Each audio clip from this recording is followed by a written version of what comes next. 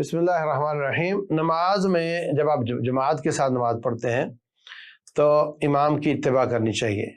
اس سے پہلے یہ بس بات سمجھیں کہ مرد کے لیے جماعت کے ساتھ نماز پڑھنا فرض ہے۔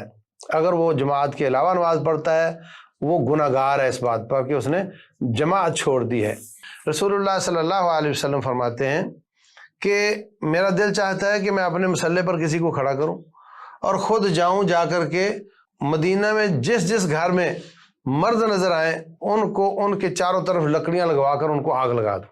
یہ رحمت للعالمین فرما رہے ہیں، یعنی اتنا شدید یہ حساس مسئلہ ہے۔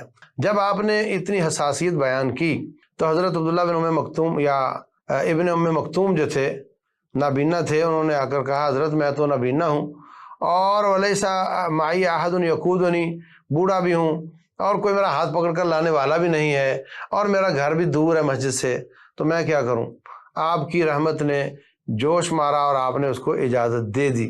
ابھی وہ مسجد میں تھے، فوری طور پہ ایمرجنسی جبریل امین آتے ہیں اور نبی صلی اللہ علیہ وسلم کو حکم بتاتے ہیں اور آپ نے ان کو بلوایا اور فرمایا آپ کو اذان کی آواز سنائی دیتی ہے؟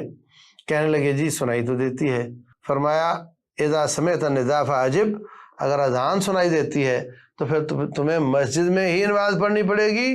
سارنی بھی جبریل الان، ابھی جبریل امین نے آ کر کے میری دی ہوئی چھٹی کو کینسل کر دیا ہے۔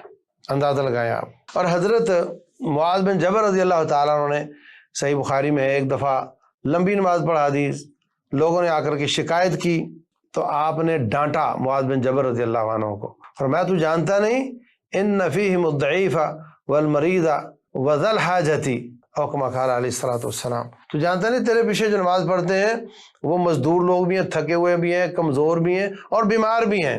بیمار بھی مسجد میں آ کر نماز پڑھتے تھے۔ وَلَقَدْ كَانَ أَحَدُنَا يُحَاذَ بَيْنَ اثْنَيْنِ حَتَّى يُوقَفَ فِي الصَّفِّ، دو بیٹے باپ کو اٹھا کر لاتے تھے اور لا کر کے مسجد میں نماز پڑھایا کرتے تھے۔ تو آج ذرا سی کوئی ادھر ادھر کی چیز، کوئی سیکیورٹی رسک بنا لیتا ہے خامخواہ کا، اور کوئی جناب خامخواہ کی بیماری اور کسی کو تھوڑی سی تکلیف ہو اس کا بہانہ بنا لیتا ہے، یہ جائز نہیں۔ سب کو مسجد میں آ کر باجماعت نماز پڑھنی چاہیے۔ ہاں کسی کا عذر واقعتاً ہو وہ جانے اور اس کا رب جانے۔ دوسری بات یہ کہ جماعت کے ساتھ نماز پڑھتے ہیں تو امام کی قیادت اور اس کی اقتداء کرنی چاہیے۔ ایک شکل تو یہ ہے کہ آپ امام سے پیچھے رہیں، وہ دوسرے سجدے میں آپ پہلے سجدے میں، جائز نہیں۔ دوسری شکل ہے کہ آپ اس سے آگے رہیں، وہ ابھی قیام میں اٹھا نہیں دوسری رکعت کے لیے تو آپ اٹھ چکے ہیں پہلے سے، ایسا بہت زیادہ دیکھنے میں آتا ہے، یہ حرام ہے، اس سے نماز خراب ہو جاتی ہے۔ تیسری شکل یہ ہے کہ آپ امام کے برابر چل رہے ہیں، یہ بھی جائز نہیں، وہ امام ہے آپ مقتدی ہیں۔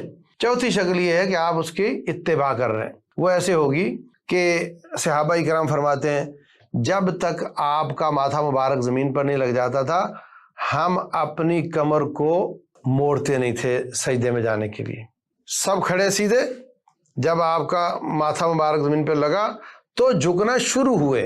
یہ نہیں کہ وہ امام کا ماتھا زمین پہ لگنے سے پہلے کوئی رکوع میں جا چکا ہے اور کوئی زیادہ جھک چکا ہے، کوئی امام کے ساتھ ہے، کوئی امام سے آگے ہے اور کوئی بیچارہ ابھی کھڑا ہے، ایسا نہیں ہونا چاہیے۔ اسی طریقے سے رسول اللہ صلی اللہ علیہ وسلم جب دونوں طرف سلام پھیر چکے ہوتے، السلام علیکم ورحمۃ اللہ، السلام علیکم ورحمۃ اللہ، لفظ اللہ کی ہاں بولتے، اس کے بعد مقتدی السلام کی الف شروع کرتے تھے۔ یہ ہے اقتداء کا معنی۔ رسول اللہ صلی اللہ علیہ وسلم فرماتے ہیں اما یخشی الذی یرفع راسہ قبل الامام، جو شخص امام سے پہلے اپنا سر اٹھا لیتا ہے اس کو ڈرنا چاہیے کہ اللہ تعالیٰ اس کے سر کو گدھے کا سر بنا دے، یہ بڑی خطرناک بات ہے۔ تو آپ امام کے ساتھ مقابلہ کیوں کر رہے ہیں؟ مطلب کیوں جلدی ہے آپ کو؟